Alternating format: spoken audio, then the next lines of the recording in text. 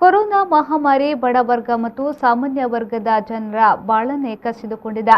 ಈ ನಿಟ್ಟಿನಲ್ಲಿ ಮುಖ್ಯಮಂತ್ರಿಯವರು ಕೆಲ ವರ್ಗದವರಿಗೆ ವಿಶೇಷ ಆರ್ಥಿಕ ಪ್ಯಾಕೇಜ್ ಅನ್ನು ಬಿಡುಗಡೆ ಮಾಡಿದ್ದಾರೆ. ಆದರೆ ಎಲ್ಲಾ ವರ್ಗದವರನ್ನ ಗಮನದಲ್ಲಿಟ್ಟುಕೊಂಡು ವಿಶೇಷ ಆರ್ಥಿಕ ಪ್ಯಾಕೇಜ್ ಅನ್ನು ಬಿಡುಗಡೆ ಮಾಡಿದ್ರೆ ಇನ್ನು ಕೆಲವರಿಗೆ ಪ್ರಯೋಜನವಾಗ್ತಿತ್ತು ಎಂದು ಸಾಮಾಜಿಕ ಕಾರ್ಯಕರ್ತ ಇಕ್ಬಾಲ್ ಅಹಮದ್ ಹೇಳಿದರು. ಮಾಧ್ಯಮದೊಂದಿಗೆ ಮಾತನಾಡಿದ ಅವರು, ಕೊರೋನಾದ ಈ ಸಂದಿಗ್ಧ ಪರಿಸ್ಥಿತಿಯಲ್ಲಿ ವಿಶೇಷವಾಗಿ ಖಾಸಗಿ ಬಸ್ ಸಿಬ್ಬಂದಿಗಳು, ಛಾಯಾಗ್ರಾಹಕರು, ಪತ್ರಿಕಾ ರಂಗದಲ್ಲಿ ದುಡಿಯುತ್ತಿರುವ ಪತ್ರಕರ್ತರು ಹಾಗೂ ಕೂಲಿ ಕಾರ್ಮಿಕರು ಈ ಸಂದರ್ಭದಲ್ಲಿ ತೀವ್ರ ಸಂಕಷ್ಟಕ್ಕೆ ಗುರಿಯಾಗಿರುತ್ತಾರೆ. ಜನಪ್ರತಿನಿಧಿಗಳು ಮುಖ್ಯಮಂತ್ರಿಗಳ ಗಮನಕ್ಕೆ ತಂದು ಅವರಿಗೆ ಆರ್ಥಿಕ ಸಹಕಾರವನ್ನು ನೀಡುವ ಬಗ್ಗೆ ಸಹಾಯ ಮಾಡಬೇಕೆಂದು ಸಾಮಾಜಿಕ ಕಾರ್ಯಕರ್ತ ಇಕ್ಬಾಲ್ ಅಹಮದ್ ವಿ4 ಮಾಧ್ಯಮದ ಮೂಲಕ ಮನವಿಯನ್ನ ಮಾಡಿಕೊಂಡರು.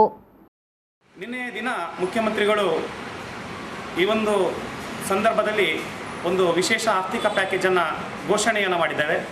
ಅದು ಕೆಲವೊಂದು ವರ್ಗಗಳಿಗೆ ಸೀಮಿತವಾಗಿ ಈ ಒಂದು ವಿಶೇಷ ಆರ್ಥಿಕ ಪ್ಯಾಕೇಜನ್ನು ಘೋಷಣೆ ಮಾಡಿದ್ದಕ್ಕಾಗಿ ನಾನು ಮುಖ್ಯಮಂತ್ರಿಗಳಿಗೆ ಅಭಿನಂದನೆಗಳನ್ನು ಸಲ್ಲಿಸೋದಕ್ಕೆ ಬಹಳ ಸಂತೋಷವನ್ನು ಪಡ್ತಾ ಇದ್ದೇನೆ.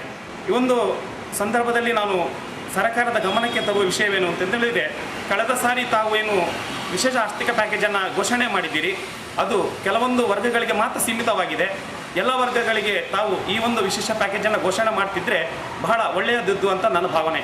ಯಾಕೆಂತೇಳಿದರೆ ಹೆಚ್ಚಿನ ಸಂದರ್ಭಗಳಲ್ಲಿ ಹೆಚ್ಚಿನ ವರ್ಗಗಳು ಬಹಳ ಒಂದು ಹೊತ್ತಿನ ಊಟಕ್ಕೂ ಕೂಡ ಬಹಳ ಕಷ್ಟಪಡ್ತಕ್ಕಂಥ ದಿನಗಳು ನಮ್ಮೆದುರಿಗೆ ಬರ್ತಾ ಇದೆ.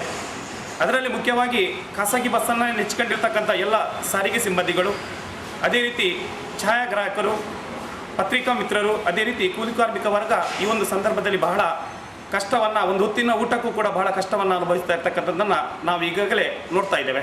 ನಾನು ಈ ಸಂದರ್ಭದಲ್ಲಿ ಜನಪ್ರತಿನಿಧಿಗಳಿಗೆ ಒಂದು ಮನವಿಯನ್ನು ಮಾಡ್ತಾ ಇದ್ದೇನೆ. ಏನಂತೇಳಿದರೆ, ತಾವುಗಳು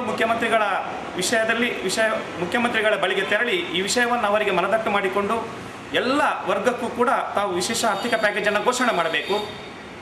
ಆ ನಿಟ್ಟಿನಲ್ಲಿ ಎಲ್ಲರ ಹಸಿವನ್ನು ನೀಗಿಸ್ತಕ್ಕಂಥ ಕೆಲಸಗಳನ್ನು ಸರ್ಕಾರ ಮಾಡಬೇಕಾದಂಥ ಬಹಳ ಜವಾಬ್ದಾರಿಯ ಕೆಲಸ ಅಂತ ಈ ಒಂದು ಸಂದರ್ಭದಲ್ಲಿ ನಾನು ಹೇಳ್ತಾ